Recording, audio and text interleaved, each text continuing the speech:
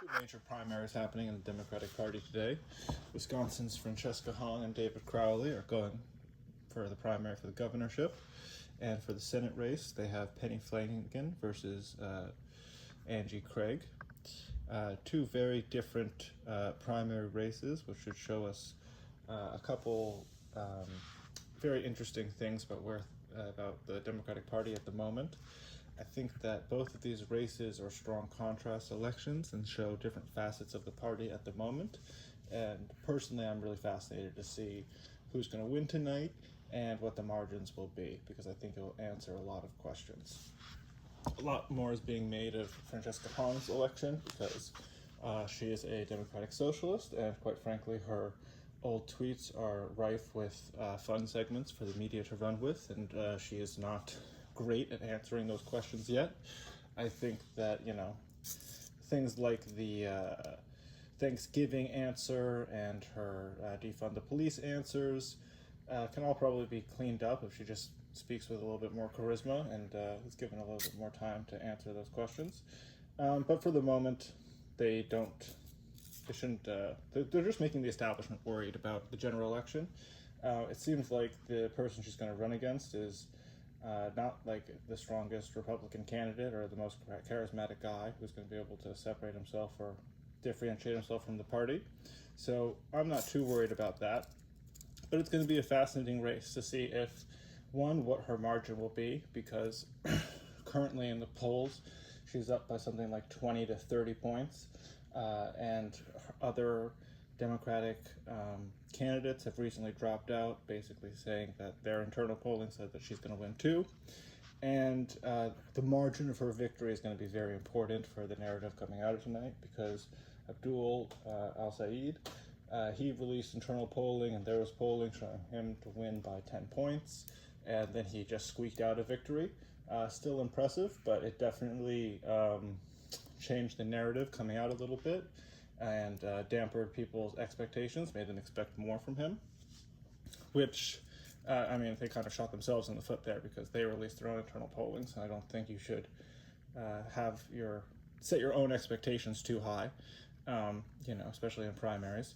But if Francesca Hong is able to win by 15 points, 20 points, it'll be a really strong showing for how the party wants to move forward, and just a huge indictment on the Democratic establishment and the Democratic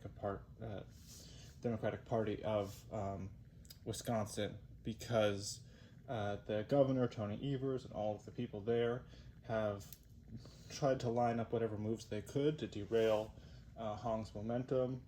David Crowley, the last remaining viable contender against her, dropped out and then re-entered the race. The governor has come into the race when he said that he wouldn't do that. And overall, if the establishment was trying to say, trust us, we know what to do, we can properly fight back against Trump or achieve the goals that our voters want us to do, I think the rollout in trying to stop Hong showed their complete incompetence and why they failed to meet the moment. And hopefully will, give them some good self-reflection on how thoroughly they've been rejected or failed to accomplish their goals. Because even if, there's some small chance still that Hong might not win this primary, but that would be a truly shocking polling error that would probably have very large reverberations for the entire polling industry. If, they're off by 30 or 40 points, you really have to question just the point of spending that money on a campaign at all. Now, on the other election, so Hong versus David Crowley, that's really sort of outsider DSA insurgent versus, the firmly established guy. David Crowley, for his own merits, he does not seem like a terrible politician. He seems like someone who has a genuinely kind of inspiring story, building himself up and following the proper roads for success and to establish themselves in politics. And you have to commend him for that, but he's just accidentally found himself in a moment where being too in step with the party is a big negative to primary voters. And much like Kamala Harris wasn't able to separate herself from Joe Biden's policies to make herself her own unique candidate, he's not able to remove himself from the governor's policies and from the establishment policies. And so I think he's kind of hamstrung in how he's able to run his campaign and appeal to voters. And it's left Hong with an open lane, and again, if she doesn't win tonight, it would be truly shocking. Now, the other race we have here is Peggy Flanagan versus Angie Craig for the Senate. And now this is interesting because both of these figures are established. Peggy Flanagan was a lieutenant governor, and Angie Craig is a current representative in Congress. So the real difference here is the strength of the positions they take and the opposition to big dark money. So it'll be very interesting to see how primary voters in the Midwest are feeling on those two issues. You know, Angie Craig has had some votes for ICE. She opposes abolishing ICE, and Penny Flanagan, says we should abolish ICE. And I think, abolish ICE is one of those things where, for me as a Democratic voter and someone who's generally left-leaning, I'm looking at that as, do you have the moral clarity to say that we should abolish ICE? And then do you have the basic speaking skills to say abolish ICE means destroy this specific agency and move immigration enforcement back to the Justice Department or remake it in some way?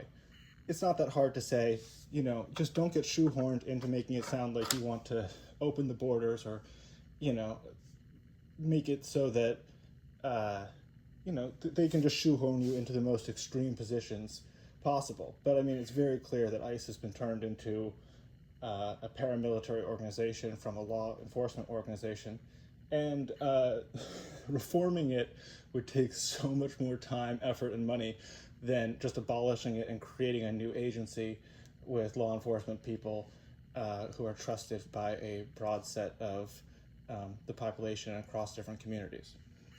So those are the sort of issues and the real things that separate Peggy Flanagan from Angie Craig. I mean, Angie Craig, she is taking PAC money. Like I said, she doesn't want to abolish ICE. And those are the main differentiators. Besides that, they seem generally, I think Angie Craig is a bit more pro-data center and taking AI money, where I don't think Penny Flanagan is. And the results of that is Penny Flanagan is being outspent 7-1 by Angie Craig. Polling has sort of been all over the place. One has been up by like 2 or 3 in one poll, and the next poll, the other one will be up by 2 or 3.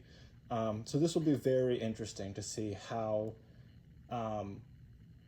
Wisconsin primary voters are thinking about this, and what sort of purity tests are going to be needed in the ways of dark money and the strength of speaking with moral clarity on some of the larger abuses that we've seen the Trump administration do. And so those are the two things that I'm really looking forward to and looking at this primary election night. And I can't wait to talk about what the results are once they roll in.